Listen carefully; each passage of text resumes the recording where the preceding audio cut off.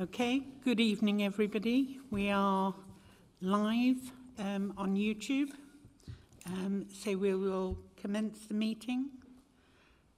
Good evening and welcome. Do we have any apologies for non-attendance, sorry? Yes, thank you, Chair. We received apologies from Councillors Russell, Roberts and Richard Level. Thank you. And do we have any members' declaration of interest on anything that's coming through tonight? Yes. It's just a personal interest. I am a member of the Corporate Parenting Board on behalf of NNC, and as the trust is under discussion in the figures, I don't have to leave the room, but it's a personal one. Thank you. Notifications of requests to address the meeting. Do we have any this evening? No, Chairman. Thank you very much. Can we then go for the minutes of the meeting held on the 29th of June 2023? And I have a couple of proposals for amendment, unless anybody else has. Councillor Hakewell. Chair, just to make a point, we haven't had a forward plan since last November for scrutiny. I don't know where else I would mention it, but for a council that welcomes scrutiny, we have no forward plan. And tonight we don't have a forward plan, and presumably we won't have a forward plan for another 2 months. It really isn't good enough because no one's come to talk to us because they've only got what's on tonight and have had no chance to do that. I think that's quite appalling. Thank you very much. Would anybody like to take that forward? Adele? Thank you, Chair. So in terms of the forward plan, I assume you're meaning the work plan for what's coming up with scrutiny. So as you know, we are going through a process at the minute with the Scrutiny Management Board to approve that forward plan for the year coming up. So some sessions were held in the past few weeks with executive and corporate leadership team, as well as Scrutiny Management Board as well, to discuss priorities. There's a session next week with the Scrutiny Management Board to finalise that and look at what scrutiny can really add value to make sure they've got a really robust forward plan moving forward, also taking into account that there will be some decisions that will need to come as pre-scrutiny for executive decisions coming forward. So that process is ongoing. So the next Corporate Scrutiny Committee, we will have a plan that will have been approved by the Scrutiny Management Board, I should think. When is that? And I assume it's public. Scrutiny Management Boards are public meetings. I'll have to check the diary about what date that next meeting is. Perhaps Democratic Services. 24th, I think. 24th, is it?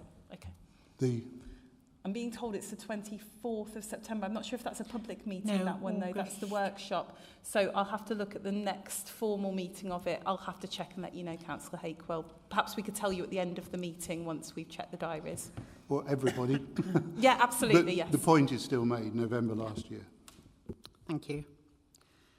So the two amendments I've got, unless anybody else would like to say anything, are there was a discussion around an invitation to the chairs of the Children's Trust Independent Improvement Board and the Children's Trust Board. And I just wanted that reflected in the minutes. And also there was a discussion around the robustness of the data and the review that's ongoing on that, and we will be kept informed. Again, I would like that within the minutes, please, if that's possible. And with those amendments, can we pass these as a record of the meeting? All in agreement? Thank you.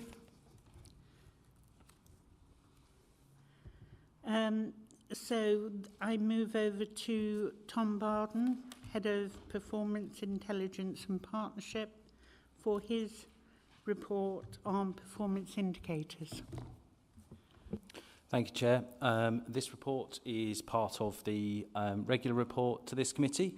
It covers period 2, so that's up to the end of May, and was considered by the July meeting of the Executive.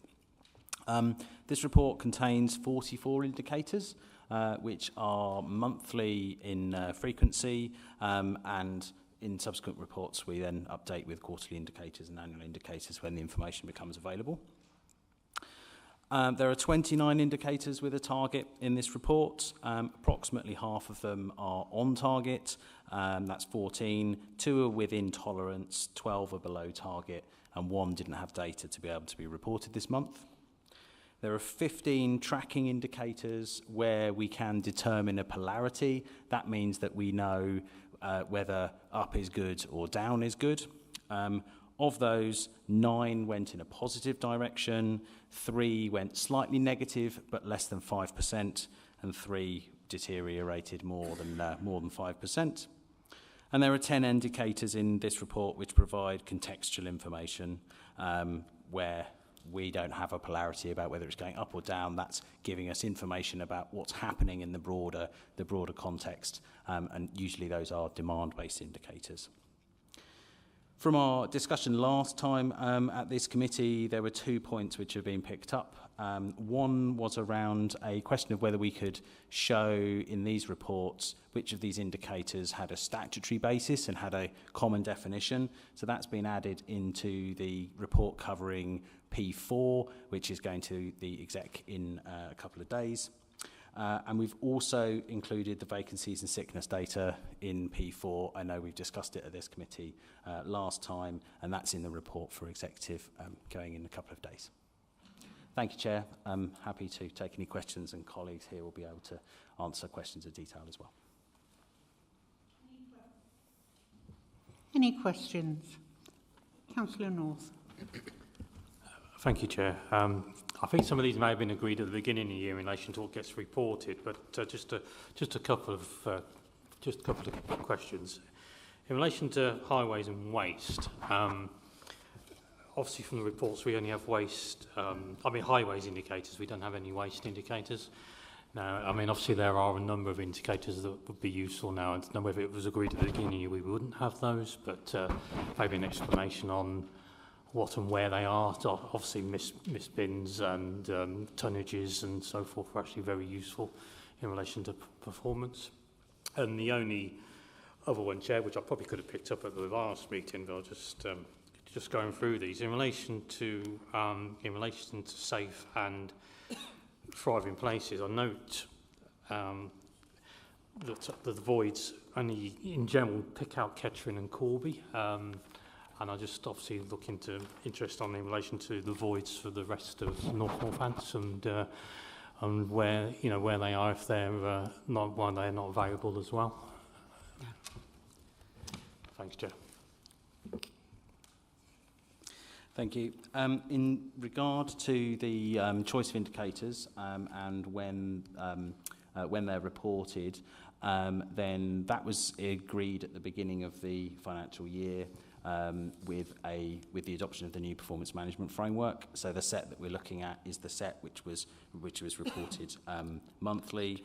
I would just have to double check that there are waste indicators in the quarterly report. I would have thought that there would be, but just take a minute to just go and have a look at the report that's going through in P4. With regard to the indicators about voids in Kettering and Corby, I think David wants to come in on the detail of that one. I think your question, Councillor North, was about the other council areas in that sense, but we only have housing stock in Kettering and Corby, which is why we only report on those. We don't report on the social landlords' own voids in that sense.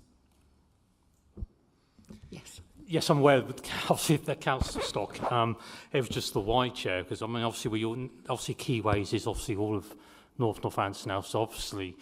Yeah, obviously we utilise the housing stock across the whole of Northants via Keyways, and obviously for my area, I'm keen that actually the voids are being filled and the social landlords are doing their role, and obviously if Keyways is now applying to the whole of Northants, I guess you're not restricted for the old-fashioned areas, so you should be able to move across the whole of Northants in relation to the searches, and I would have thought it would be useful to know how they're going across the whole of Northants rather than just the council housing stock.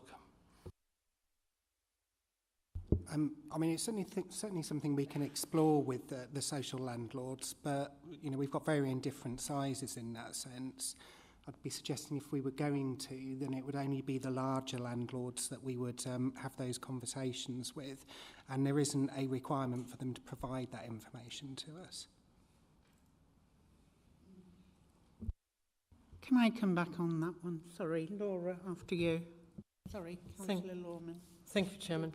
On page 21, again, the number of voids in the Corby area and also in Kettering. Obviously, it is disappointing with Corby that the figure is rising rather than reducing. 90 properties, that is an awful lot, and that could help so many people in that particular area. Is there anything that we can do to influence that the turnaround of the voids is quicker? Thank you. Thank you, Chair. We do quite a detailed amount of work to understand the reasons for particular voids. We have, not in corporate scrutiny, but in separate scrutiny, discussed it previously and sort of explained all the different nuances. I'm more than happy, Councillor Lawman, to share the slide set that we which set out the different approaches that we take with that. Largely speaking, it's about one, having the right people for voids, but also we have a number of voids that are coming back where there's quite significant amounts of work that require completion. So a combination of different reasons which are set out in the report, and I can send you the link to that so you can see the detail. Yes, Councillor Pandy and then Councillor Hakewell. Yeah, this is again about the indicator, that 6.5.2. I couldn't see any detail about those in the graphs. Climate impact 6.5.2. The number of e-scooters and all those things. Yeah. On page 13. Thank you, Chair. So that's an indicator which is reported quarterly, so it's not in this monthly data pack. So it will be in subsequent data packs. The one that we've just produced for P4 contains all the quarterly data, so the indicator is in there. Thank you. Councillor Hakewell. Thank you, Chairman. Just really through you to David, the slides that you're promising to Councillor Lawman, I think would be good for us all. I didn't quite hear which scrutiny it went to. They'll be on ModernGov. I'll find them and I'll send you the link to them. I think it was the previous finance and performance scrutiny that would have gone to. Yeah, I think, yep. But it's good to share all of that all around. In relation to voids, does the sort of white smoke coming out the chimney scrutiny process include some form of scrutiny on the void situation? Or do I have to wait with bated breath to see when the smoke does rise? And so that's a question, and then the final one will come. Okay. As far as I understand it, and maybe you will put me right, Mr. Watts, that you've just put in a new voids team together to have a look at why it's taking so long, because we've raised this some time before. So I'm presuming that is now bedding in, and we will have reports on voids to sort of update on some of the things, because you're quite right, you know, for voids there's a lot of different elements to that. So from when you get the keys in to when they're ready to let, as far as I understand it, but maybe you can give us a little bit more information. Thank you, Chair. I think the team that you're referring to is actually a team put in place to deal with the backlog of repairs, so responsive repairs, not necessarily our void turnaround.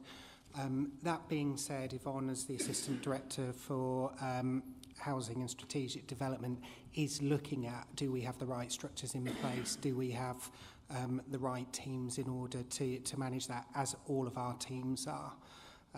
But the specific team that you're referring to was funded to work through our responsive repairs. So, sorry, Chairman, I probably didn't speak the words properly.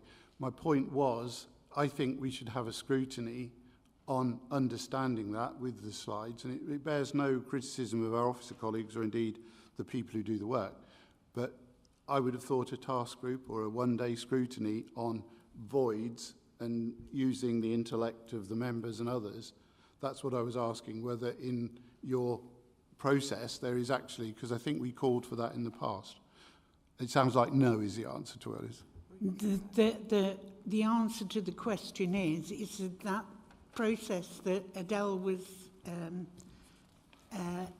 telling you about earlier, which is still ongoing, will decide what goes where. So it could be that it might not come here as a task and finish group, but one of the others that has housing as part of their remit that it will go to look at. So we're still sorting out what's going where and whose work plan it will fall on. But I agree and understand, and once we've had those discussions, we will bring that straight back to this committee. So thank you. That's wait with bated breath, Jim. Thank you. Thank you. So my other point is 4.5, page 12, and it's one of the things that I've talked of in the past, that I don't know how we can manage an organisation of 3,000 people without knowing how many people we've got. And I brought this up every time we had a finance and resources, and I think even in the Scrutiny Commission. But if you read paragraph 4.5, we've identified the vacancy statistics not currently accurate. Human resources team are working. The vacancy statistics included previous workforce. I just, and I know that Tom mentioned it the last time, and you, Chairman, mentioned that it was working its way forward. It just seems to me that 320,000 people watching a £320 million organisation operate, and all of those times when I couldn't understand it, no one else could, and we're still not in a situation, although is period 3 for the executive, but forgive me, I don't read the executive papers in detail, is it coming forward now? Is my first major question. We still don't know how many people we employ. And it worries me in a sense, and I've heard it elsewhere in the country, in the work that I do around the country, you get to the worst analysis, you're paying someone who doesn't even work here anymore. So I don't understand why 2 and a bit years in, we still can't press a button on the payroll and say that's all the people, and have a code next to it, that's all the departments. And I'm not convinced, although I think you might tell me that the next meeting we have, it'll be there. Over to you. Thank you, Chair. Tom. It's correct to say that the information is available now and coming to executive in 2 days. So that's actually on the internet now. I can make sure to share a link if committee members would like to have a look at it. We have been in a particularly complicated position, merging different organisations, and the work that has gone on recently to improve the data quality has helped us to get much closer to that position where we press a button and actually it outputs some numbers that we can be more confident in, and therefore that's why they're coming back into the papers now and should be there and available.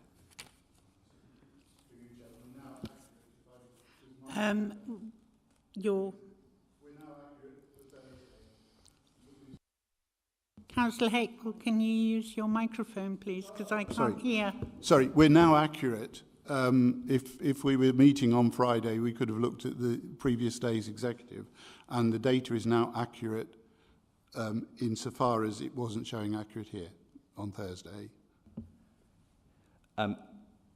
yes, the data is available now. An awful lot of work has gone into improving the accuracy. For a large organisation, it changes all the time.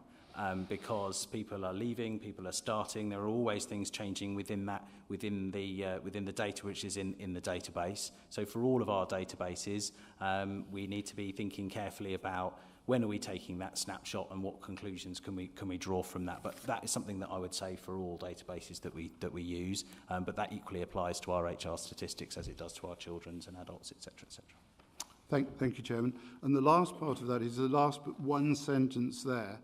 The data underpinning total agency spend with the exception of OPUS spend. Now, I don't know, I look to my right and my colleague councillors. Does everyone understand what OPUS is and why don't we scrutinise our spend with OPUS? Because as far as I understand it, it's a sort of joint ownership company with Suffolk County Council. But we've got the exception of, I think it should be included as to who OPUS are, why we work with them, and scrutinise their efficiency in providing us with people. So when might that be coming, and do I wait with bated breath again? Wait with bated breath, but at the moment I will pass over to Adele. Thank you. Thank you, Chair. I do have to declare an interest because I am a director of Opus People Solutions appointed by NNC. Doesn't mean I get any financial benefit, but it does mean that I'm appointed, so I do have to declare that interest. So in terms of Opus People Solutions, they're our joint venture company, as you said, Councillor Hakewell. So they're set up as a shared service with several local government partners. And that was prior to vesting day that was set up. But we have a range of partners. So we have Cambridgeshire County Council, Milton Keynes, West Northants, North Northants and the Children's Trust as well. So there's a number of people who are in our joint venture with us. And we own shares in that company as it's a limited company. So they are our partners, so we work with them. And the idea around Opus, for those members that, aren't used to the setup, is that they are how we source our agency. So we have a contract with them. And for all agency, what we ask staff is to go through them to say we would like to place a social worker, for example. They will then source it. They have a number of agencies on their books and they drive down the costs and the markups. And then we will go through them. We will get the person, they will do the checks for us, or the background checks, etc. And we will pay them as well through that as well. So that's the idea of the company and whether it, that's what they provide. Sometimes, as is set out within these figures, people can't get what they need through Opus.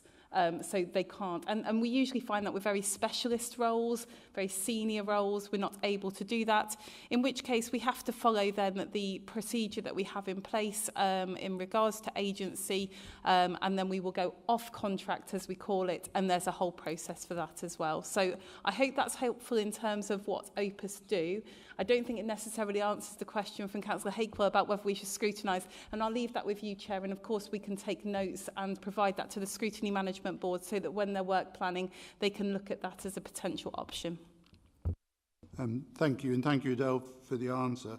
The point being, how do we know they are best value in terms of doing that work for us? And is it easy from anyone with all the finance people around? How much do we spend with Opus in a financial year?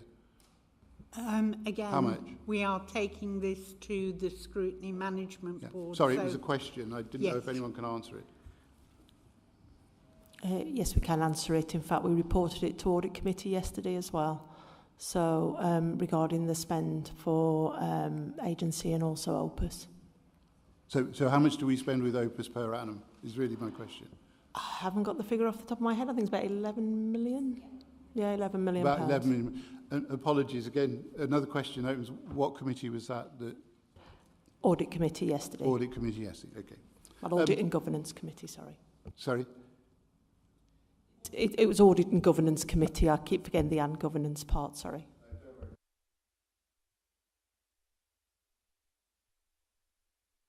Point made. Opus scrutiny. Bated breath. Thank you. Councillor Lawman. Thank you, Chairman. I want to reiterate that as well and strengthen. I definitely would like to see the figures for Opus in the Scrutiny Committee, because I had exactly the same thought, as strangely enough, as Councillor Hakewell. Do we actually get best value?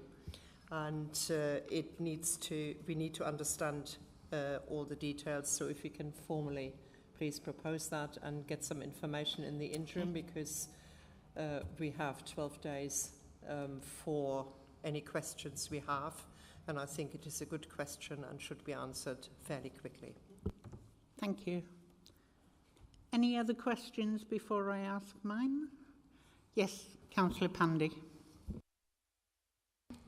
Yeah, actually, just question on the missing children from education. After how many weeks we call them missing?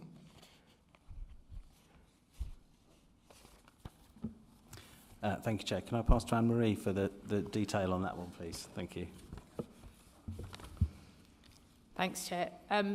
It is a child when we know that they're no longer in education and we don't have them in a placement. So I think the note on there as well identifies that this needs to be broken down further, because there are different categories of children that aren't in education for different reasons, and the indicator as it stands today is misleading as in terms of what the situation is. So if it was a child that was missing from home, the point at which it was reported that that child was missing from home, and there are different counting rules around it, but a child missing education or without a school place is a child that is not in a school place, but there are different categories, as it says in there. So there may be children who haven't been allocated the school that they wanted. It would be one category. There are others who might have just withdrawn from education and be genuinely missing from education. There are others that are away in a specific or a special school place. So there are multiple categories, and I think, as is noted in there, it will be helpful going forward that we really understand what those children without a school place or those children missing education actually mean. I think I've made that more confusing than easier, Chair. Apologies. Councillor Lawman. Chairman, there's another... Sorry. Page 20, just question. How many rough sleepers are there in catering? I see few sleeping in town centre. Where they contacted? That is AFL 12, I believe, yeah. We report the number based on Northamptonshire, not specifically on Kettering at the moment, but I'm sure that the rough sleeping team would be able to give a indication based on their last check. So it's probably something which I can get outside of that, but we report on a Northamptonshire footprint for the number of rough sleepers now. Okay, thank you. And Chair, one more. One more? Yeah. Is about AFL 18, the second last. So how much it costs to keep them in B&B? We are keeping few families in bread and breakfast. So how much it costs us? I don't have that information in front of me, but it would be dependent on which arrangements we're going with.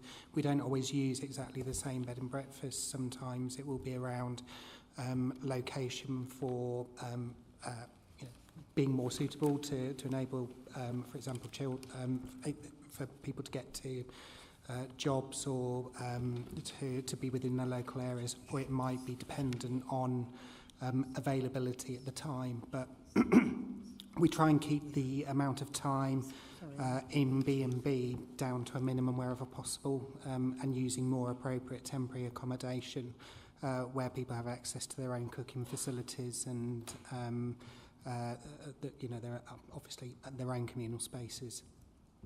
Okay. Through you, Chair. So when you say you're trying to keep it minimum, so do you have any average days, how many you keep, and how do you accommodate these expenses in your budget?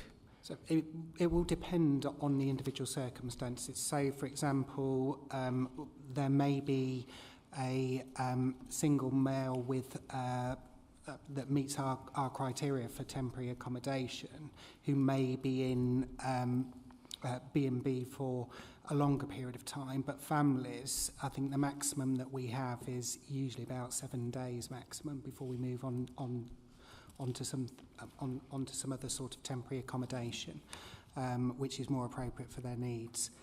So there will be different segments based on where people fall within homelessness legislation. Okay, thank you. Councillor Lawman. Can I ask one more? Sorry. On different point. Somewhere, I don't remember the point, I saw it take nearly 2 months to rehouse some rough sleeper or let our housing stock.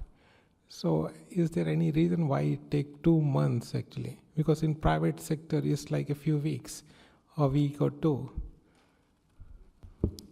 So it will depend, again, on the scenario. If there are people who are considered to be the highest priority and we've got the suitable accommodation in the right area for them, then they can be in within a matter of days. So it really depends on those individual scenarios. We do offer accommodation to people and it gets refused, and there's a process that we go through and a maximum number of times that we will offer temporary accommodation in order to say that we've fulfilled our statutory duties around preventing homelessness, but it's not on the first offer. I think it's on the third offer, and it depends on the amount of time that sort of progresses between those. People will appeal against some of those decisions. So, for example, we do use the Euro Hotel in Wellingborough as part of our temporary accommodation. We have people that have refused to go there on the grounds that they think they would be too vulnerable, and we have to then carry out checks and work with them to understand why they think they're too vulnerable to use particular temporary accommodation that we're offering to them. But we do consider that. Thank you. Councillor Lawman. Thank you, Chairman. If we could turn back to the children's services and the key indicators on page 17, is there any possibility to add 2 indicators? One of them being how many children have received the initial medical assessment in the first 28 days of becoming a child in care. And the same for the dental assessments, because those are two areas that are reported on the corporate parenting board, and those indicators were not very good, the percentages over the recent couple of years. And I think I'd like to, I certainly would like to have some more indication there of how many children are actually seen, because we have got the corporate responsibility to look after those children, and in some ways we're failing if we don't monitor that it's actually being done. And the figure, I believe, for, if I'm right in round figures, round about 45% or so of all children did receive their dental assessment in the first 28 days, and that plainly isn't good enough. And the same is very similar for the medical assessment. And I don't know whether it's possible to have something like that reported back as well. It's just a thought. Thank you. Yeah, thank you, Chair. The indicators, Councillor Lohman, you're correct, do get reported through the Corporate Parenting Board. The performance against those indicators is the performance of our health colleagues. So I don't know, Chair, whether this is the most appropriate mechanism for reporting the performance of health. I think it would be appropriate, if that's okay with councillor colleagues, that we link the corporate parenting, perhaps a link to the corporate parenting indicators with this report, because the corporate parenting indicators are often about the performance of our partners in meeting our responsibilities as corporate parents. So I think the Corporate Parenting Board is the right place for that challenge and the right place for that detail. But I don't see a problem that we would link to those papers if that's deemed appropriate. David. Thank you, Chair. I think the other thing that we could suggest, so we have health scrutiny as well. So as part of the Scrutiny Management Board's considerations, I have mentioned dental, not just for children, but for adults as well, because it is an issue. And we have talked about access to a GP as well, which is, the same in that sense. So it might well be a targeted piece of scrutiny for health scrutiny to ask for our health colleagues to report on. Thank you. If that's all, I've just got one question that I would like to ask around 6. on page 13, climate impact. I note the amount of indicators that you've got, but do we have an indicator for how we are meeting our climate obligations? So we have a carbon management plan, and I'm unsure, which is why I want clarity. So would this committee have some form of monitoring report on how we are doing against our climate targets? Chair, I can just make a suggestion regarding the corporate performance report, but then Graham may wish to add something further. So usually we measure our carbon footprint only once a year because it's a lot of work to try to gather all of the information together, and it doesn't change that quickly. So if I will just need to double check that this is in the set that we would report annually, in which case then yes, it would come to this committee as part of the regular performance report. More detailed updates, Graham may be able to describe. Thanks, Tom. Thank you, Chair. So yes, we do have the carbon management plan, and we do have a monitoring process behind that with a number of indicators indicating progress or otherwise against the carbon management plan. So that exists. I suggest it could be something that the Place and Environment Scrutiny Committee might like to look at. That would obviously be up to them, but that would probably be the appropriate place to look at it. I certainly appreciate it's not scrutiny, but I certainly know that the appropriate EAP has looked at progress against the carbon management plan previously, and no doubt will do in the future as well. So there is information there that members could see in those forums. That's lovely, thank you. With that, I will move on to the next report, which is 6, forecast draft outturn.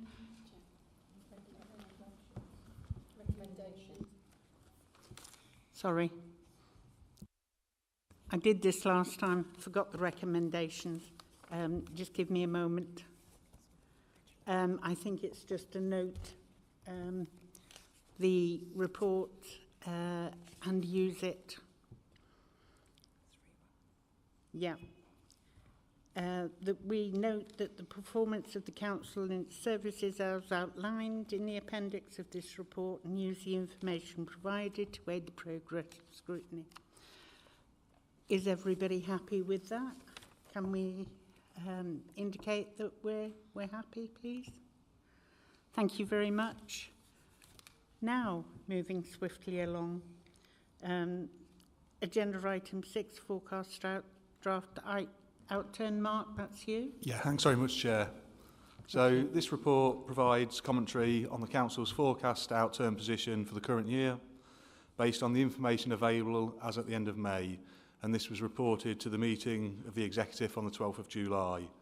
The monitoring report sets out the material financial issues identified since the 23-24 budget was set in February, and the forecasts presented in this report are based on the best available data and information of the operations of the Council and represents the views of the budget holders and the Assistant Directors. In order to help safeguard the financial position of the Council, officers will continue to seek efficiencies in year to offset the forecast overspend, and the Council has a contingency budget and reserves available to call on to help fund in-year pressures. However, it will look to achieve alternative mitigations in the first instance. The forecast overspend is 7.12 million for the General Fund, and this is against a net budget of 337 million. The detail of the movements against the budget is set out in the report and summarised in the table at paragraph 4.2. The main pressure relates to the Children's Trust. The total contract value for the Children's Trust is 150.9 million, and this Council's share is 66.6 million. This reflects how the contract sum is split between North Northamptonshire Council and West Northamptonshire Council. The Children's Trust are forecasting an overspend of 20.6 million. The cost to this council, based on an overspend of 20.6, is 9.1 million. If these pressures are not mitigated, this will pose a significant financial risk to the council. The Trust are looking at potential mitigations. However, there is a risk that this position could worsen before the year end. The main savings that offset the pressures comes from additional investment income of around 4.4 million, and this reflects the increase in the Bank of England base rate for future investments. The Council's overall outturn forecast for the housing revenue account, as at period 2, is a forecast overspend of 93,000 against an approved budget of 38.7 million. The details of the movements against the budget are set out in the report at section 6, and you'll see that the report is in a different format to what you've received previously and takes on board comments that have come predominantly from this committee. And I'm happy to take any questions through you, Chair. Councillor North. Thank you, Chair. This may seem a very strange comment, but going through the report, I'm actually reasonably impressed and reasonably happy how the finances of this council are being run. I think, all the directorates are really within reason, are in place, apart from a few variances. So it's a very strange thing to say that when we're obviously heading for, a general fund deficit of overspend of 7 million. But I think it's obviously been made clear exactly where that comes from. And obviously we had that same discussion last meeting, Chair, which is this obviously 5.23, which obviously Mr Dickinson actually read out near enough verbatim in relation to the significant risks this council faces and the overspend brought on by the Children's Trust. But I think, as pointed out last time, we are in very little place to do much about that. What is disappointing, on top of that, Chair, within the report, is in relation to the Trust looking at failing on delivering what they said within their contract. Now, I've now said that we said at the last meeting, obviously the finances are not within the remit and within the contract. But I think one thing that is disappointing is when we were going through all the procurement of the contract, they made it very clear and promises very much made that actually they could deliver those efficiency savings and deliver a better trust, so we wouldn't end up in the same situation obviously we had in relation to the County Council and Children's Services at the time. So that is disappointing that they actually are failing to deliver on their contract. And whether, Chair, and obviously I can obviously make a request through the management board, is whether we can have obviously look at the contract, and obviously they're failing on the contract is open to question. But I can approach you, Chair, of course, if I wanted to put that forward. But that may be an area we may be able to look at, but I certainly appreciate that we can't actually look at the spend in relation to looking after children in this county, which is obviously very clear, laid out on page 39. But as I said, it is certainly disappointing they're not delivering on their efficiencies. Thank you, Chair. Thank you very much. And can I come back to Anne-Marie on this one? Because I believe that there was an announcement this week on some things. Thank you. Thank you, Chair. Yeah, you're correct. There is an announcement this week. At the end of last week, the Council have issued something called a rectification notice to the Children's Trust around their financial management, largely around the forecasting. Councillor North, it's a very detailed document. It's been done in conjunction, as you would expect, with our colleagues in West North Hants. And also, I think, just in terms of assurance to councillors, it's also been done in association in the support of our lawyers. So it's a very legal document. It encompasses the evidence that have brought us to this point. And we are now essentially in a process. The notice was issued. We are currently awaiting the feedback from the Children's Trust as to how they propose to address the detail that's in that rectification notice, and we will be happy to keep councillors and I'm sure the public abreast of that rectification notice and the outcome of that as it develops. Councillor Marks first. Thank you, Madam Chairman. The matter of the Children's Trust keeps coming up in multiple meetings I've attended of different committees. I think it needs to be clearly stated this was created by central government and imposed upon us. There was a contract, there was a budget, and the spending is massively over that budget, but I'm told they're legally allowed to do that. I think we need to make urgent representations to the relevant ministers about the situation, as I'm sure it's not what ministers intended to happen. I think that the Independent Children's Trust, if urgent action is not taken, will be a threat to the financial viability in the long term of both North and West Northants unitary authorities, and that would actually be very bad, not good, but bad for the children. It wouldn't help the children, it would hurt them. Thank you. I'll just ask Anne-Marie to come back quickly on that one. Thank you, Chair. First of all, there's two areas in terms of outcomes for children. So the outcomes for children we are monitoring through different routes, not through the financial route, and it's important to understand that we as a council are motivated by improving outcomes for children and young people, and that is at the essence of everything that we're doing with the Children's Trust. The financial issues, as I just mentioned, are being dealt with currently through the rectification notice, and that process will unfold. But I think it's also important to point out, in terms of our relationship with the Minister, we are working hand in hand with colleagues at the Department for Education, and we will take the assurance from the Department for Education that the Secretary of State is appropriately briefed. Should councillors wish to raise an issue through a different means, then I think that will be a matter for elected members and how they choose to do that through executive. But know that in terms of our relationship with the Secretary of State, we will deal with that relationship appropriately through the Department for Education. Thank you very much, Anne-Marie. Councillor Lorman.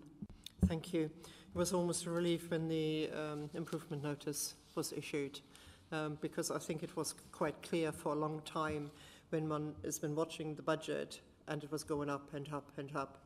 And I haven't seen the statistics again, and I'm sorry I'm harping on about those statistics that were pushed in front of us. There was nothing behind the statistics. We were just made to accept a statistic. Yes, we are going to spend this and that.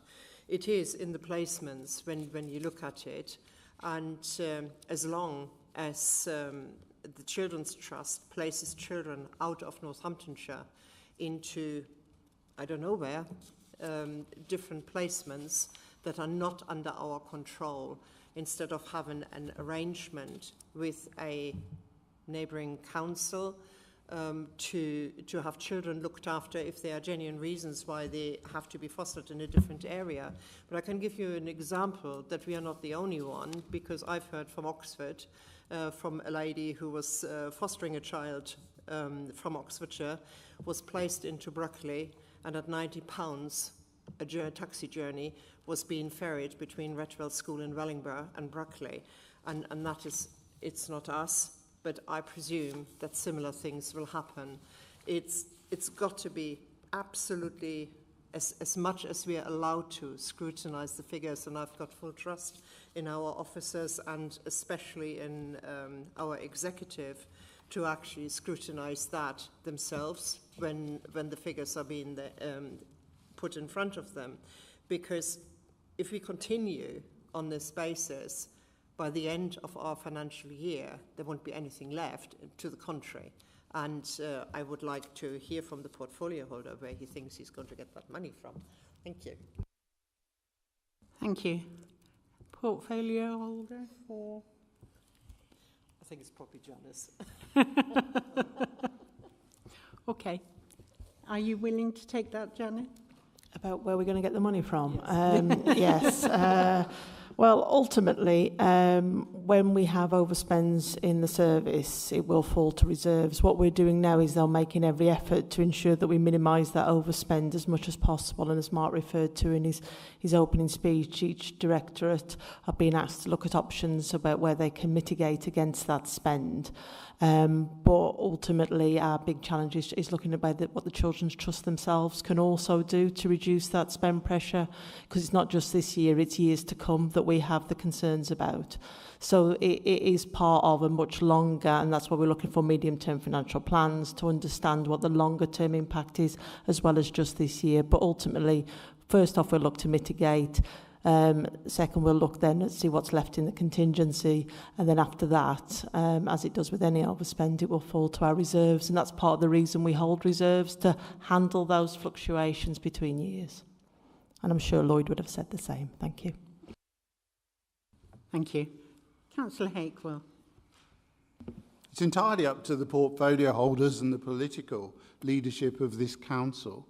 And the officers I see before me are some of the best group of officers I've ever worked with. But the buck stops with the political leadership. They are setting the direction of this council, and to sit and say nothing to a direct question is interesting. But from my... Sorry? Yes, you do need to retract that, please. No, I wanted to hear the portfolio holder as well.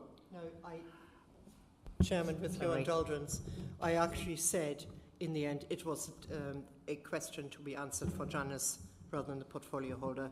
Yes, so I'm clearly saying I think the reverse. The situation that we find ourselves in, and to have Councillor North say it's unusual to say this is good, it's not unusual, it's hilarious. We're in a situation of 7.120 million already in this financial situation. And I know people do get bored, but I sat in the County Council 10 years ago having exactly the same debate. Yes, I think I'm allowed to speak, as everyone else is. You are. We had exactly the same debate, and past performance is often a predictor of future performance in that way. And as far as the Children's Trust is concerned, at the County Council, constantly, the political leadership went to the MPs, went to government to say that we are running over with our children's services. Year after year, nothing was done. So as we look at what we're doing, and I understand the word mitigation means something else has to go to be able to fulfill that if we don't have enough reserves. And my comments, and I see you sort of trying to interject, Chairman, my comments are that I've been there, I've got the T-shirt, and I've seen this happen before. And if we think at the end of this financial year that we're going to be in any different position, or that the government is going to come steaming up the Midland Main Road or the M1 with more money, then we really need to think again. Because not only that, this is across the country. You look at the financial press for local government, every authority is straining under this. Some have got some reserves left. Northamptonshire, first section 114, we've had 9 or 10 more, and often those are very much worse. So I do think we need a reality check. At the end of the day, it's the political direction that we go through. Now, this is really to Adele. I don't know quite how to say this, but we had an email which was all marked up, private and confidential, which I think was talking about the same as Anne-Marie. So was that private and confidential, or is that a public email that came from the leader? I'm not aware of that it was marked private and confidential in the end. So if it was private and confidential, I think it was around not necessarily it being confidential information, but more about it being sensitive. So we have to think about whenever we're releasing this sort of information, the impact it can have on others, on other organisations, and on the services and the people working for those areas. So, you know, we need to support them in the best way possible. So I think it was around a sensitivity rather than it being strictly confidential. So it wasn't public domain, or it was? It wasn't a public document. Okay. I just wanted to be sure of that one. Going through page 34, just looking on that particular page, there it's talking about in 5.11, but also due to the outstanding legacy audits for 2021. And I just really wanted to understand 5.11, what are the risks that are there, even though we haven't got the closure of those accounts for 2021? what does that say to us? Because it doesn't quantify anything there. Through you, Chair. Ultimately, it's about the balances. So for Northamptonshire County Council, it's the balances and their disaggregation between ourselves and West Northamptonshire. And from that perspective, then we need to look about things. When we talk about loans and all the rest of that, to look about, for instance, the capital financing requirement, the assets, and ultimately their split and determination of those. So, but what we need to do is get to a finalised sign-off of the accounts for the County Council in order that we make sure we've got the right baseline to determine that split. The work is ongoing, but we haven't got that final sign-off yet from the auditors. It's expected that Ernst Young, the auditors for the County Council, will actually sign the accounts off in September. Just to understand that, is there a margin between, you know, the worst case is this and the best case? Because obviously the balances exist and have for 2 years. I mean, I'm just trying to understand the risk between best and worst case with the sign-off. And is it only the County Council that remains to sign off? No, it's the other authority that remains to be signed off is Corby, but the position on Corby, not in terms of the numbers, but in terms of its sign-off, has improved quite significantly through the work that has been done by the team. So we're expecting an unqualified audit for Corby now, and we're expecting that also to appear in September, to come to the Audit and Governance Committee in September. But that's not where the more significant work is. It is more around the disaggregation of the County Council. And yes, we are working on that. Most of the balances are, as we probably anticipated, they would come through. One of the ones where we are doing further work on is the CFR and around the loans. The CFR, the capital financing requirement.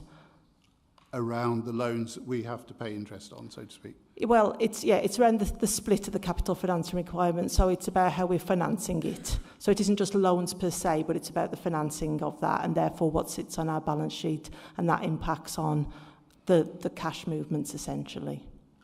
Okay, thank you, Chairman. And we don't see a big issue in that as that materialises. What do we see coming up? But we don't see a big risk in the CFR.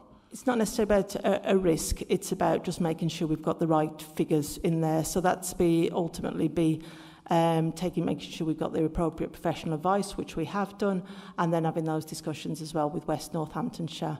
But we've just had the data through on the detail of that over the last couple of days. In fact, last week I think it was, so we are going through that now. Coming to the end of the tunnel. 5.12, the bad debt provision for 23-24 is 870k. What would be the lion's share of that bad debt? And from my memory, there's things like council rents and other business rates, but there was also often a lot from adult social care where we were hoping to get money from estates because we were looking and we had. I'm just wondering what 800, nearly a million. If I may, Chair, I think it's not a simple answer to give back, Councillor Hatewell. I think in terms of bad debts provisions, there's a number of bad debts provisions that the council holds. You alluded to one around rents. That sits within the housing revenue account for housing rents. Oh, sorry, yes. Yeah. Council tax and business rates, they sit within the collection fund. And the £870,000 that we're talking about here reflects the costs associated, the income associated with the general fund. The expenditure, the amounts associated with the general fund. So that could include money due to us through adult services, other income sources that we generate within the general fund. And the way that we calculate it, we look at the age of the debt, and based on the age of the debt tells us the amount of provision that we need to make. And that's all based in accordance with general accounting concepts. So that particular item is just specific to the general fund. Yeah, thank you, Chair. But we don't know what the lion's share, whether it's adult, social care. Adults would be a significant part of that debt. Yeah, trying to claw those back. I've got some more questions, but if you want to.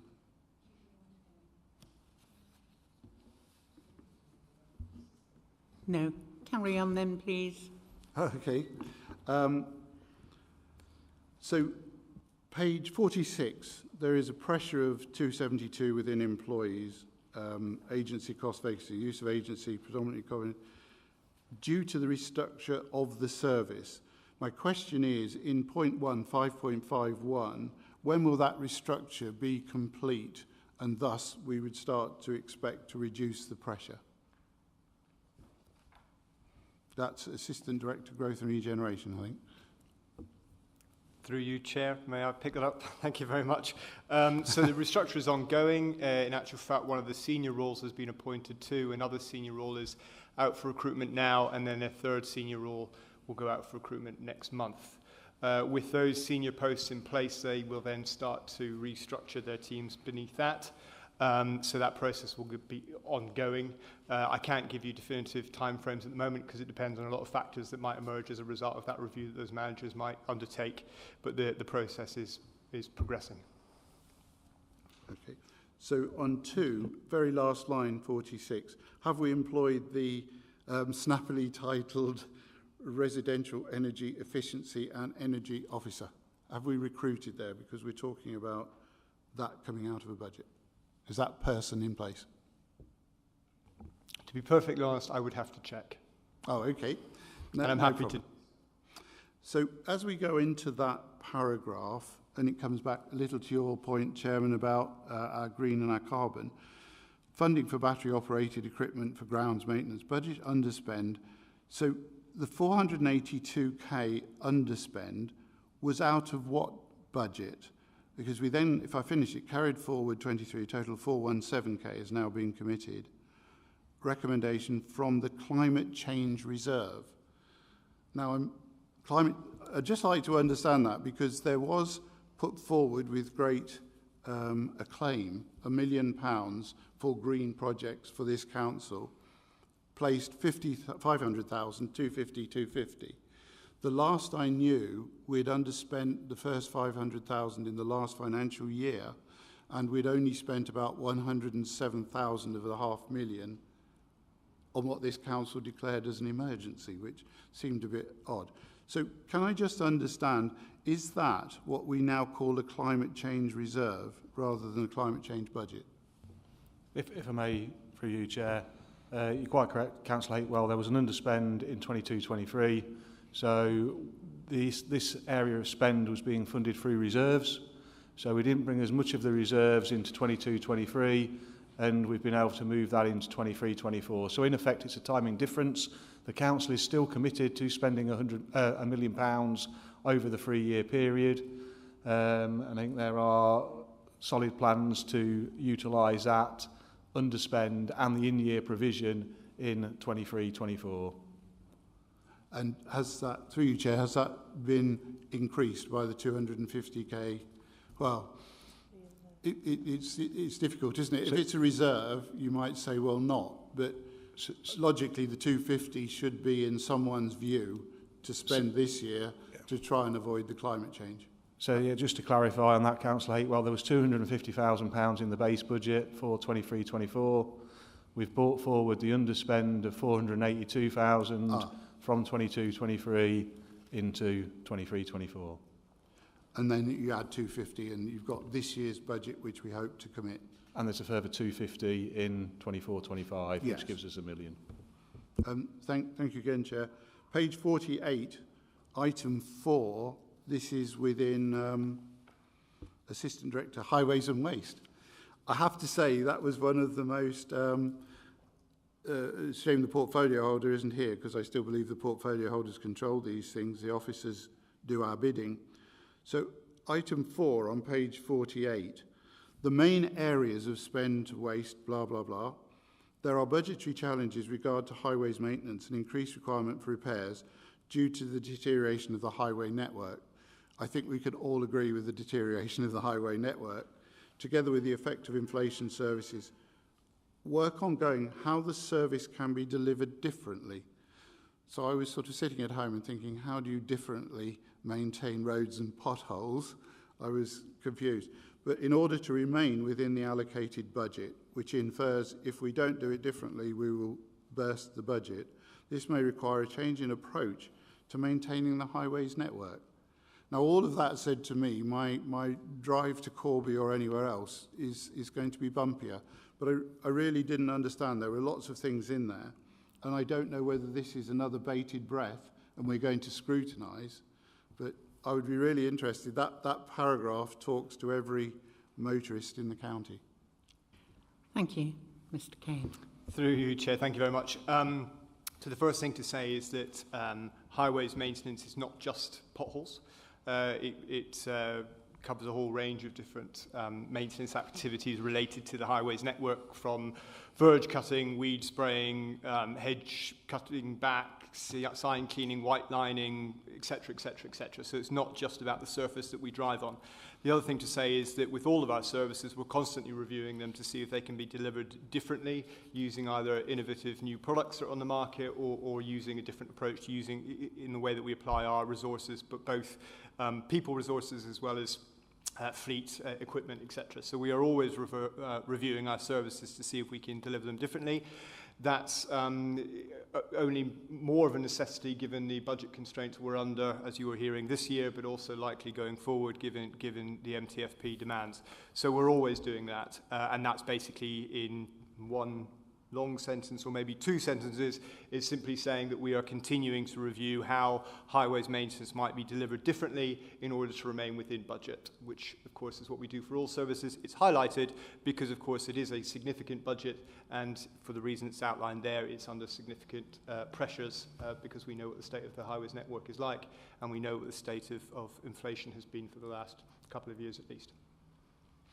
And thank you for the answer. The point I suppose I make is the portfolio holder will be intricately involved day by day, hour by hour, minute by minute. But how do we, as Scrutiny, get to have an input from our residents into some of those, change in approach, how the service delivered differently?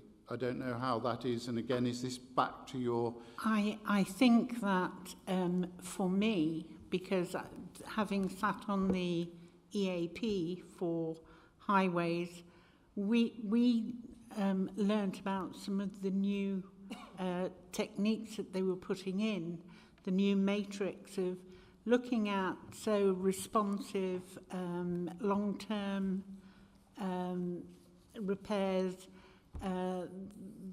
what's being put in under certain planning obligations. All those things are there and can be accessed by all councillors through ModGov, but I will pass back to Graham. Thank you, Chair. You're absolutely right. There was a discussion only very recently at one of the EAPs about exactly this, maintaining and investing in our highways network going forward. So that was one way. We've had several members' seminars open, of course, to all members to attend online. We've done those over a number of months over the last couple of years, and we're planning future ones all the time. And indeed, there may well be one in September. Of course, again, the Scrutiny Committee, Place and Environment Scrutiny Committee are welcome to review the highways service and the highways contract should they wish to. So there are a number of different ways in which members can be updated and indeed are updated as the Chair has outlined. Thank you. One more and then we'll wrap up, please. Councillor Hakewill. Page 52, 5.62, number 1. Employee costs forecast to pressure 279 relates to costs previously capitalised. So my question is, in that paragraph it says that are no longer able to be treated as capital. What's the situation there, not being able to use capital to revenue? So through you, Chair, if I may, the main change there is around IT systems. So as we've moved to cloud-based systems, they're classified as a revenue cost. Whereas previously, when we implemented new IT technology, we were able to capitalise. So because we don't have the tangible... That's right. ...decks of computers and so on, it's up there somewhere, it becomes revenue. That's right. Thank you. It's just the Chair. Essentially, we haven't got an asset, which is where we tend to capitalise, is if we've got an asset, whereas really we're just renting space in a cloud. Yes. Well, as long as we haven't got our heads in the clouds, only our data. Thank you, Chairman. Thank you very much. And if there are no other questions, I have a number of recommendations to put forward. Got that one under my belt. Okay. So the first one is to note the Council's forecast outturn position for 2023-24 as summarised in section 4 alongside the further analysis, risks and other considerations as set out in section 5 to section 7 of this report. Is that duly noted? Noted. All happy? To note the assessment of the current deliverability of the 2023-24 savings proposals in Appendix A. Is that duly noted? Thank you. Number 3, to approve the inclusion of 482,000 from the Climate Reserve to support the development and operation of climate change projects and initiatives as set out in paragraph. Sorry to interrupt, Chair. Sorry. They were the recommendations that were made to the Executive. The recommendations are set out in the covering report, which really just asked this committee to note the content of the report. Sorry, so I got that wrong again. Next time, I'll get it right. So, are we just noting everything that the report's gone to the Executive? I do apologise. Thank you. And with that, we move on to the next agenda item.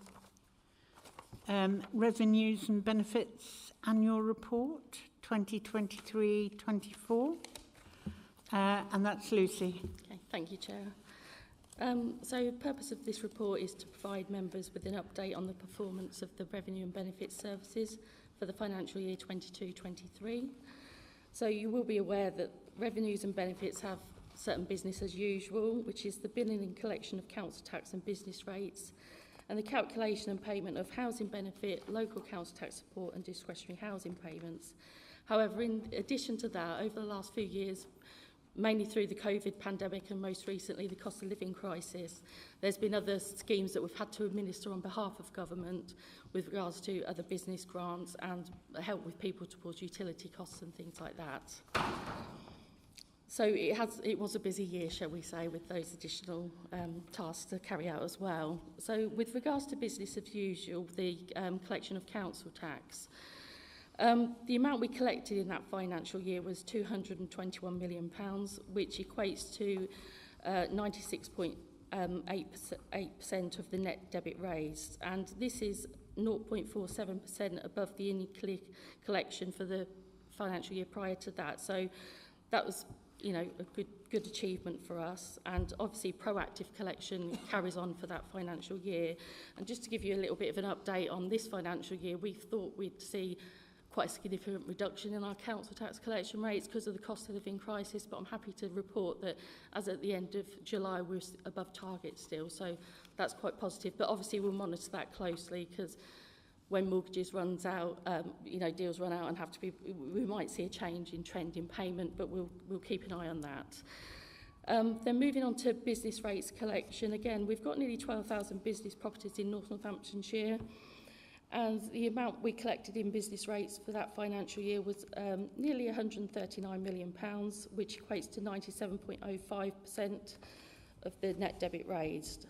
And this was 1.28% above the in-year collection rate of the previous year as well. So again, that's positive. Recovery activity, because obviously there's people who don't pay as well. So what we do to try and encourage and engage payment. We do set out sustainable payment plans with people because there's no point in setting arrangements when people are set up to fall and such. So we are reasonable when we encourage people on our bills and reminders that go out to contact us in the first instance before the debt spirals. Reminders sent out during that financial year was about 46,500. In the year prior to that, it was 62,000.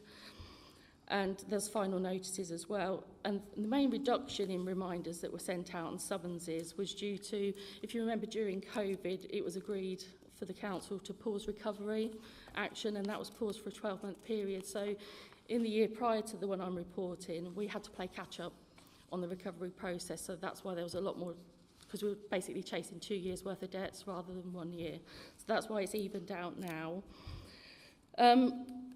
Court hearings are held on a monthly basis, and we do have members of our social inclusion team that attend there. So if we have any attendees, we try and talk to them there, get engaged with them, and see if there's any other money and debt advice we can give them with other areas, not just council tax repayments.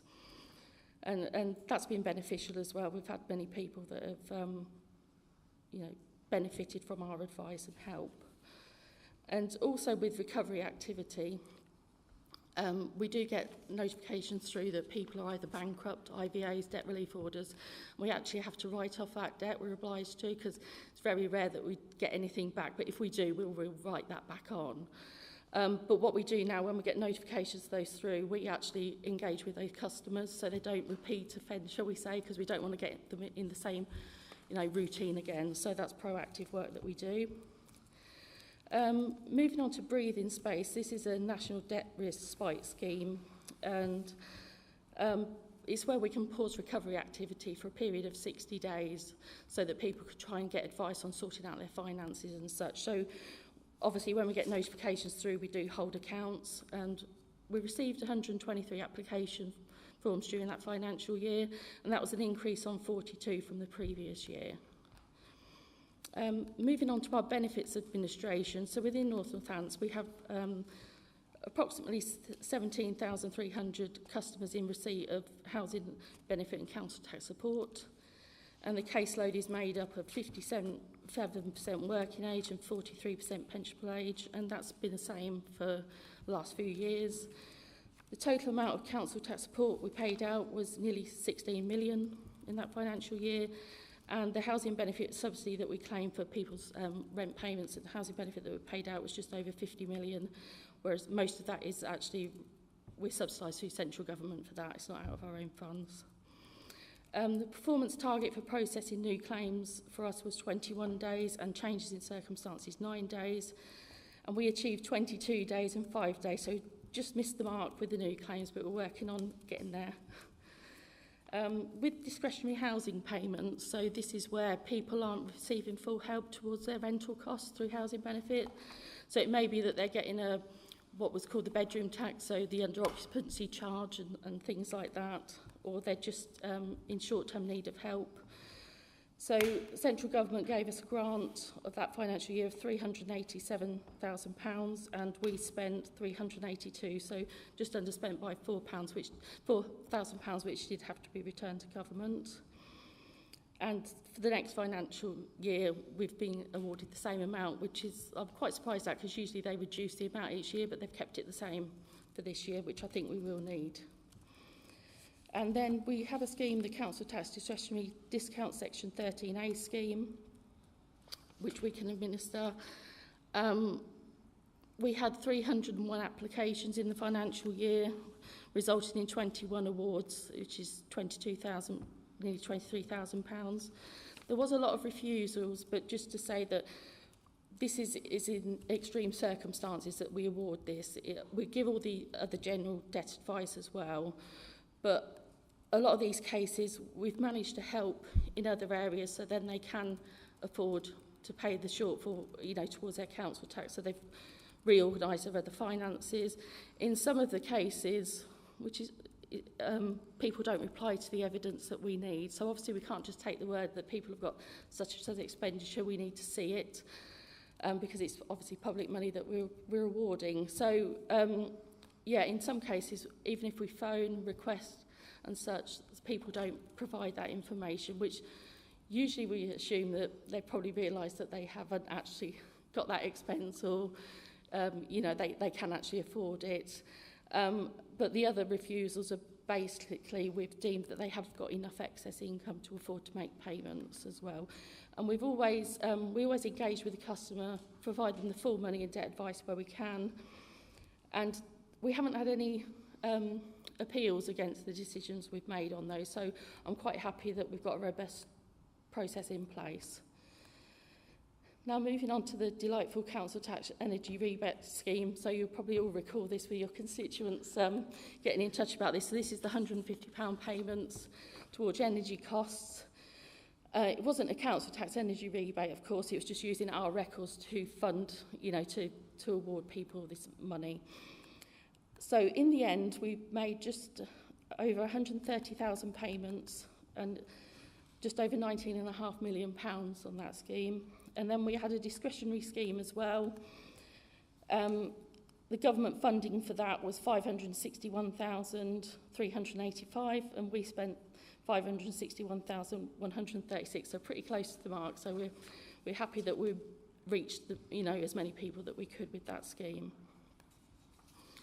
Then more recently, an energy bills support scheme alternative fund was introduced. So this is where you may recall that probably on your own electricity payments and such, if you pay by direct debit, you're getting money back for your monthly costs.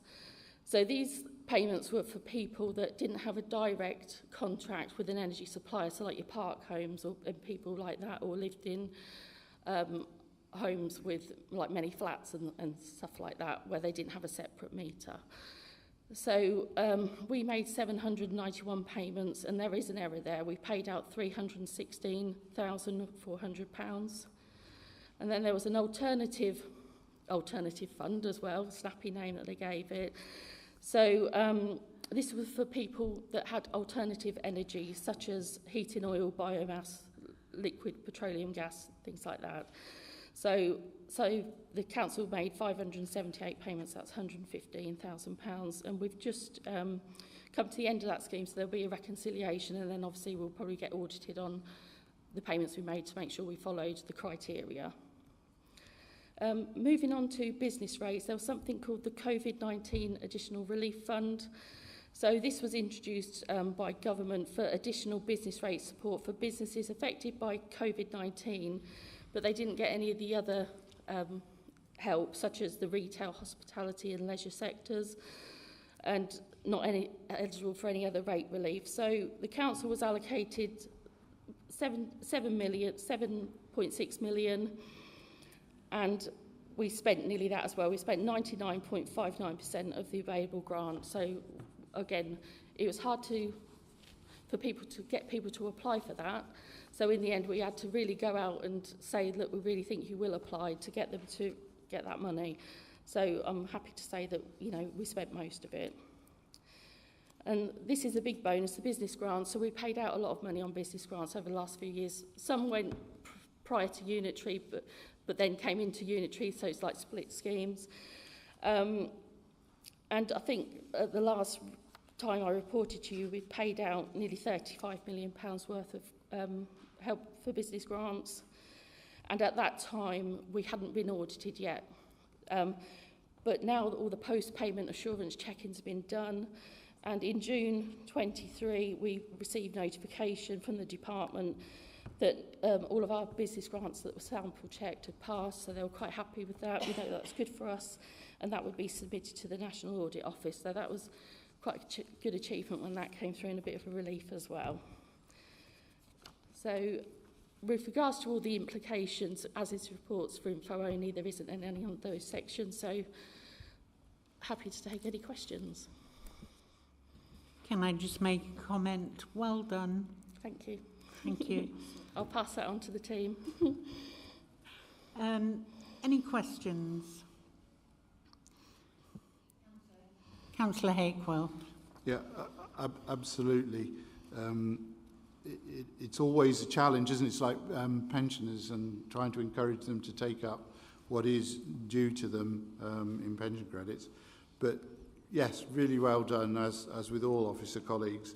And particularly, and your life must have been interesting there, Lucy, but the £150 one was the most challenging one as an elected member, that I can remember. And certainly when people were really struggling and they needed that 150, I found, as you've already mentioned, Chairman, Lucy and your team were brilliant.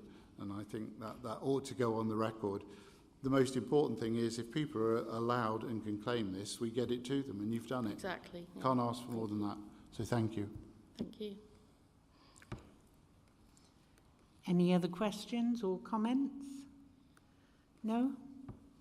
Thank you very much. I have a recommendation on page 65. You'll slap me down if I've got it wrong. Note and comment the revenues and budgets performance data for the financial year covering the 1st of April 2022 to the 31st of March 2023. Is everybody happy to do that? Have I got it right? Yes. Well done. Thank you very much, Lucia, for bringing that report to us. Moving swiftly on, we have agenda item 8, an update from Adele on the pay and grading system. Over to you, Adele. Thank you, Chair. And actually, I'm going to hand over to my very experienced colleagues in a minute, Marie and Nikki, who have worked incredibly hard on this project. So I'll just give a brief outline, because members will recall that we held an all-member briefing session on this maybe a month or so ago, just to give all members an update on pay and grading and make sure that they were ready and they understood the issues that we have and the complexities as a new organisation, but also to make sure that members had enough information to be able to make a really important decision when we reach it at the end of August at Council, because this is a full Council decision to approve our pay structure and terms and conditions. So, as I said, this has been an incredibly complex project, and we're still only partway through it. So this is just the start. We've still got to implement it. But I'll hand over to Marie to present the report, and I'm sure that her and Nikki will answer any questions, as will I, if you have them, members. Thank you, Adele. Evening, members. So, as Adele said, this report sets out what our proposal is in terms of pay structure and also a set of accompanying terms and conditions for Northants Council. And as the report says, we don't currently have our own set of terms and conditions or a pay structure. What we have is a hybrid, an interim group of terms and conditions, really based on our predecessor councils. And so it's really important for us as a council when we have 38% almost of our workforce who are on these interim, and I won't say no man's land, but hybrid terms and conditions that, quite frankly, you know, we need to obviously make that a secure offering in terms of our retention strategy, as well as obviously being able to attract candidates. So, as I said, we have 38% who are on these interim terms. And we also need to protect ourselves from any equal pay challenges as well, which is equally important. So this hopefully sets out our proposals as they stand. So there's a pay structure in the appendix, which I think when we brief members, and some of you, I recognise faces that attended that briefing, what we said was we have already adopted or signed up to national terms. So for the majority of our staff going forward, what that means is, and you'll be familiar with the term NJC Green Book terms. So for the majority of our staff, that's what that would include.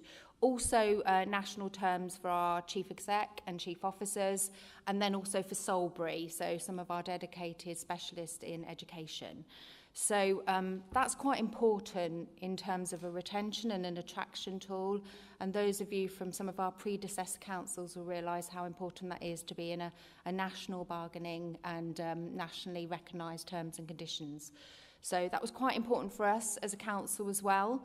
So that's, you know, the proposal. We then base our pay structure, where we have some flexibility, based on those NJC points. And we've been quite competitive, because currently the NJC Green Book pay scale starts at spinal column point 2, and we want to set ours starting at spinal column point 5, which does lead us, you know, to a more competitive position, and it also recognises, most importantly, our lower paid staff. So it was very important to us to have some key principles around our pay structure. We then move on to our terms and conditions, and once again, they mirror national terms and conditions, as I said. And then also, we're going to base it on what we call a job family architecture, which hopefully, and you know, and this is also important, creates an environment where we can engender and obviously promote career progression. So that was quite important also in terms of our, you know, in terms of our structure. So what this sets out is our recommendations. It also highlights the fact that we've factored that into our MTFP in terms of our medium-term plan for those interim colleagues. And we are hoping that obviously that will be recommended to full council at the end of August, as Adele said. So we're happy to take questions, and as the recommendation says, we're also equally happy to have any feedback, please. So thank you.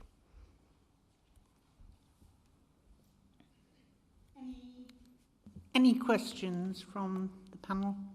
Councillor North. Thank you, Chair. Just a couple of small bits. The very complicated document, I will say that. But in relation to the families, one of the biggest issues we've had in recruitment and retention is planning management, as we know.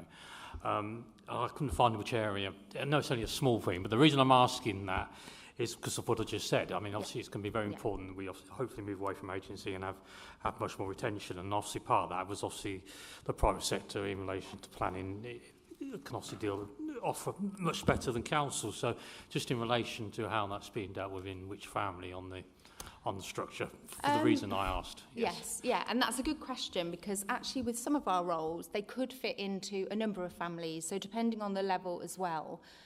They could be in the professional, or they could be, in an operational, an infrastructure type family. So it will really depend on the nature of the role, to which family that then slots in and fits best in. So it'll be a combination for that area. So did you want to add? Sorry, Chair, through yourself. Is that okay, Chair? Just to say as well that it's if you're terms of thinking about like a salary level, it's not the family that would dictate that, it's the level. So you could have people in a number of families but still on the same salary level. So just to make that clear as well. Thanks, Chair. And the separate thing, thank you for that, is I know certainly in my predecessor council we obviously had time off in lieu. In relation, I don't see that. I didn't see that in the appendices or mentioned anywhere. And I know that caused quite a bit of editorial issues, but I didn't see that as part of the appendix. So has that been discounted, or have I missed it? Oh, sorry, Councillor North, I missed the key bit, which was you said we had something, and I couldn't quite hear what it was. So sorry, time off in lieu rather than actually pay overtime, and I couldn't find it in. Yeah, that's more of a policy. Thought it was. Point rather than a standard set of terms and conditions. So we do cover that off in our policy, don't we? Yeah. Sorry, if I could just add, we already have that policy in place, so employees can access that policy. Wouldn't be impacted by this. Yeah. So in relation to that option is still there, even in relation to the appendices and the choices that they get. We can do time for lieu instead of being paid time and a half going forward. Okay, thanks. Thanks, Chair. Councillor Pandy. Thank you, Chair. My question is that, is there any performance bonus incentive for employees to perform better? We don't offer a performance bonus as such, but what we have is incremental pay. So, as the years progress, when you're in a role, providing that you are performing in that role, that would be automatic for the majority of our staff. For senior colleagues, they would have to demonstrate that they're not performing. So we don't have a performance bonus, but we do have a structure whereby you can progress and obviously go up an increment if your performance so warrants it. But that is purely for senior staff. And sorry, if they are not performing, then if they are not performing up to mark, so do you have any kind of a decremental policy to reduce their salaries? Yeah. Yes, we also have a policy that deals with individuals who aren't performing, exactly as you say. So we would be able to assess that and obviously manage that accordingly through the policy. Oh, it says like a 2 years protection, 100% protection. So here, pay protection, is that how do you deal if someone is not performing? Councillor Pandy, you're referring to protected pay, the 2-year protected pay term. Yeah, okay, thank you. Sorry. So the 2-year protection is when we assimilate people on those interim terms across to the new pay structure, we Clearly, if they were at a disadvantage, because not everyone's going to go up necessarily, so when we assimilate people across, then they would have a period of pay protection so that they can adjust to obviously that, you know, going potentially down somewhat. And the idea is, you know, we would look to support that colleague in getting back to the original level through, you know, promotion, career paths, etc. But the 2-year protection is slightly different in terms of, you know, obviously when we assimilate and we implement this. Thank you. Chair, one more. Do you have any data how many employees in past 2 years you have demotivated or cut their salary? Sorry, could you repeat the question? Sorry, Councillor. Do you have data for how many employees you have reduced their salary based on performance or non-performance?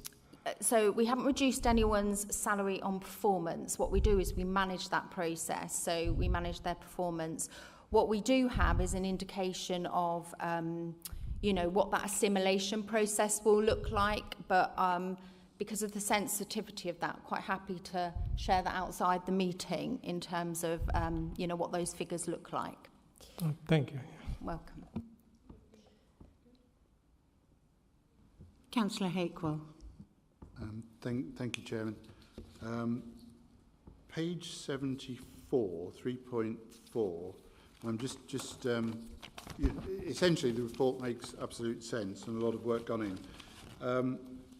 3.4 tells us that have been built into the medium-term financial key role in reviewing. We have a key role in reviewing what these implications look like and mean for the council.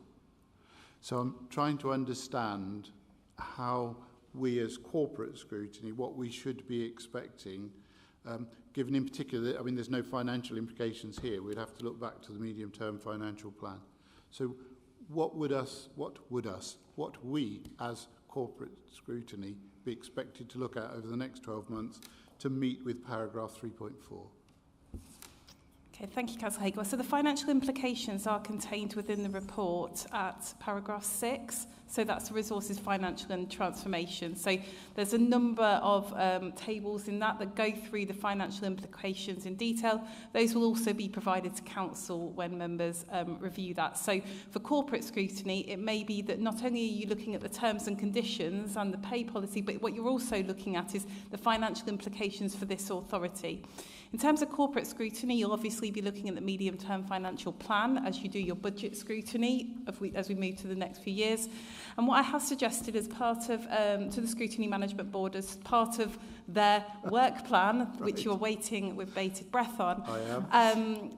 I have suggested that the implementation of this pay and grading is reviewed after 6 months. So this corporate scrutiny committee would look at how has it been implemented, what's the financial implications, and what are the implications generally for the authority, so that corporate scrutiny can keep a watching brief on what's going on in that area.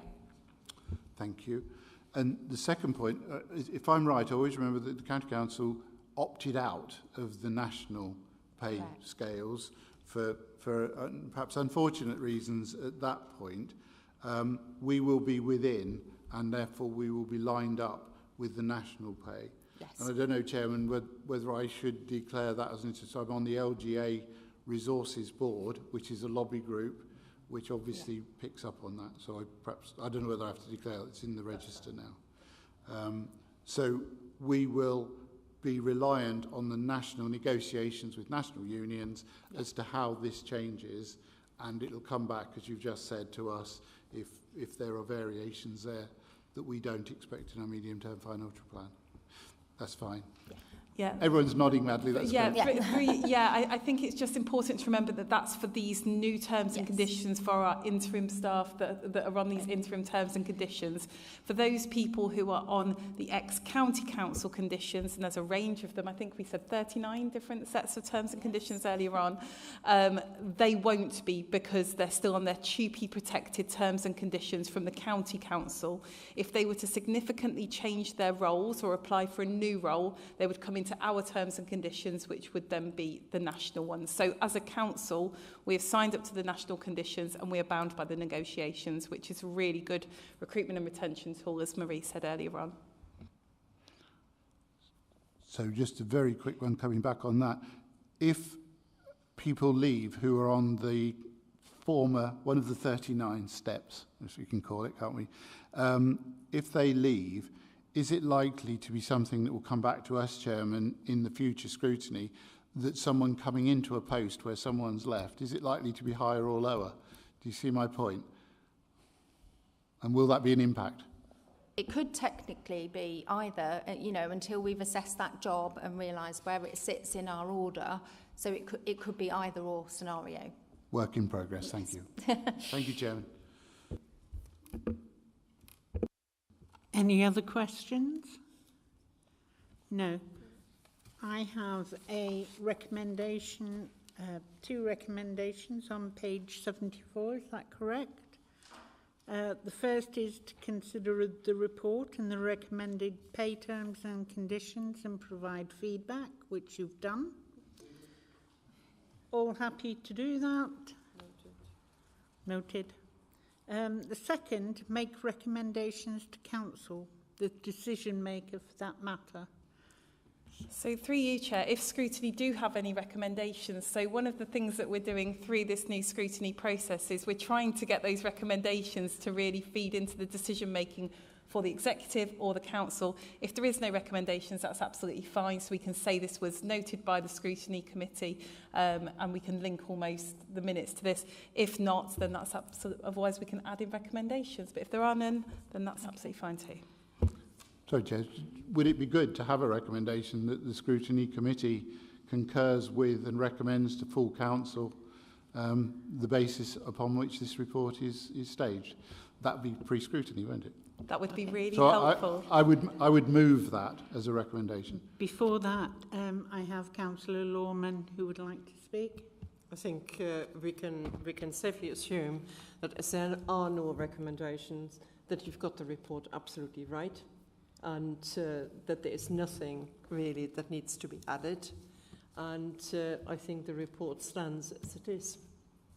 On that basis, if no one wants to say, I just thought it was a really nice piece of not just noted all evening, but a recommendation. So I'd move. We may as well get something out of this conversation. Yeah. Let's do it.